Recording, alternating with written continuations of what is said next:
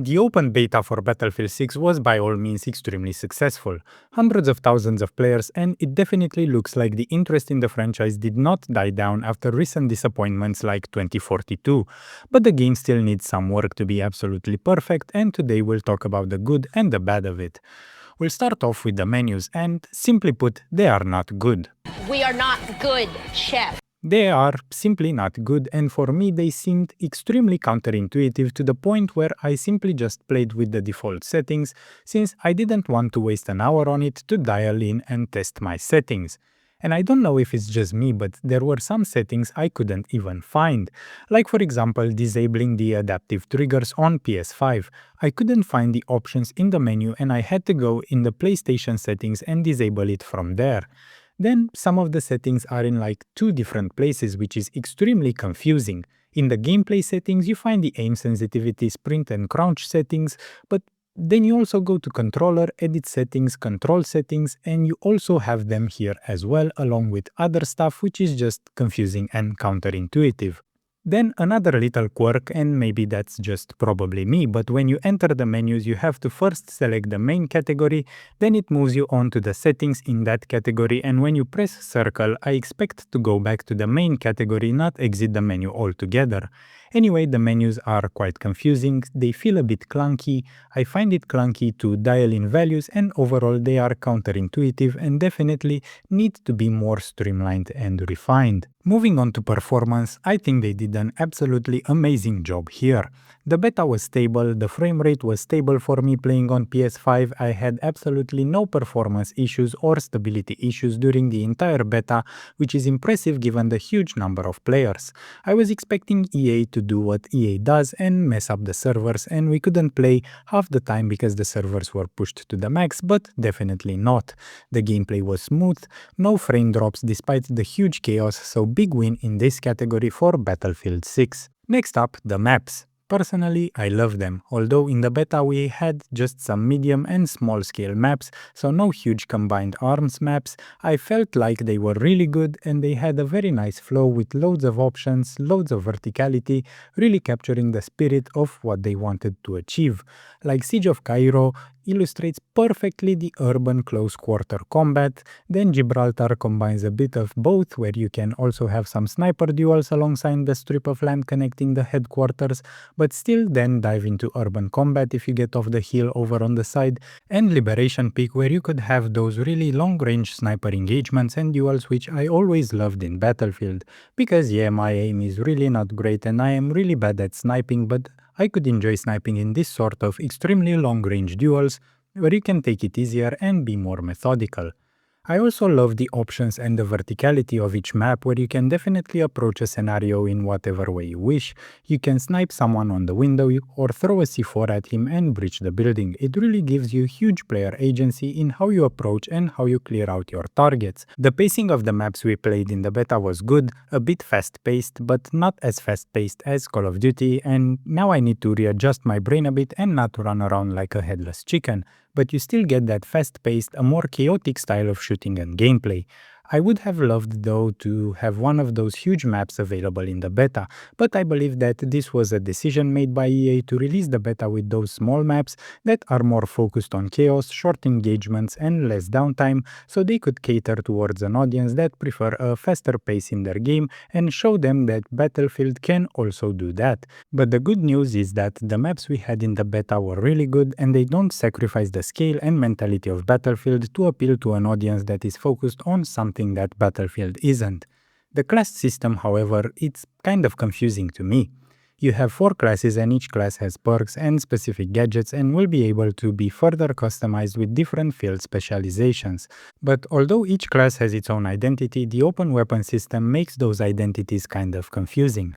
Although they give out perks for each class if they choose from their specific weapon category, I don't feel like they are such big incentives, so that it overshadows all the other weapon classes.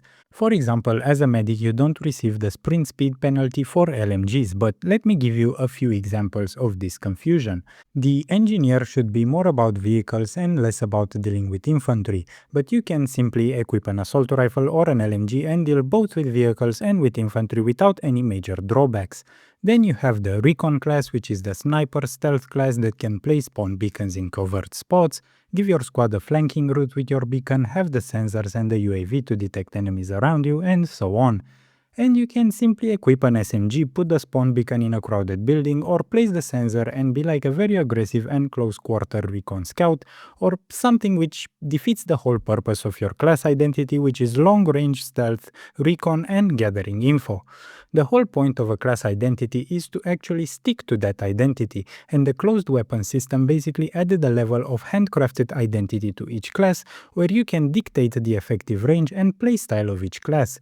But if you can just choose whatever you want, you can have an assault with the effective range of a sniper, or a sniper with the effective range of a shotgun breach trooper. But the main thing here is that the gameplay loop is fun and satisfying, so although the classes are not necessarily defined, maybe they will be more defined in the future. But right now, the gunplay is really good. This gunplay, I can't. This gunplay is shit! This gunplay is actually dog shit! Oh my fucking god. It's satisfying, you can feel the weapons, and they have personality and kick. As with all the Battlefield games, you have stats that actually matter, like bullet velocity and bullet drop. The weapons have recoil and spread, you can feel the recoil and kick, and movement makes your recoil and spread harder to control and more chaotic. I also like the attachments system they implemented, where you have a set number of attachment points and you can spend them on whatever attachments you wish. So far we have amazing maps, we have good gunplay, but we have a very confusing and a convoluted menu and identity issues with the classes. But here's the thing, and here's what Battlefield 6 does not need to do and hopefully doesn't do. A good progression, reasons to fucking log in daily. True. It needs battle pass shit for sure, and rank game modes. It doesn't need battle passes, it doesn't need, how he said it, reasons to log in daily, because he's definitely not referring to, oh my god, the game is so good I have to play it daily. He's referring to all these games as a service BS with all these quests and events and all that annoying stuff publishers do to pump up retention and make the game feel like a second or third job. And rank modes? Really, rank modes, competitive modes, apart from Hardline, literally no Battlefield game had a competitive mode, and they were extremely popular and people loved them. This really proves how some creators and some people are completely disconnected from the franchise, from what it means, and are literally seeing every game like the generic modern game. Have a battle pass, have a progression, have a ranked mode, have daily quests, unlock skins, have events, and it's honestly exhausting. Like, you have plenty of other games that do just that, so please, hopefully we won't see anything like that in Battlefield, although I highly doubt it that EA will basically refrain from exploiting the game as a service. But I will tell you what I hope we will see and what I hope will be implemented and what is perfect and fits the Battlefield spirit: a community server browser. This will be a huge success in keeping the franchise alive and popular for years, and it's a proven and tested system that works and people love it. Let's say, for example, you're not a big fan of the smaller maps and you want more of the big maps with vehicles and combined arms experiences. Then you can go browse for a server that does just that and you're good. Or the other way around, you love the small maps and the chaos, browse a server and do just that. I know for a fact that many people will be willing to pay and rent a server from EA and host their own experiences, or maybe creators can host their own servers and take their communities with them, play together and have a good time in the exact experience that you want. This is of course a stream of revenue for EA and also something that the community will also be happy to partake in and sponsor this initiative. So no battle passes, no events, no daily quests, custom server browser. Overall, I think Battlefield 6 has very good legs to stand on and a very good foundation.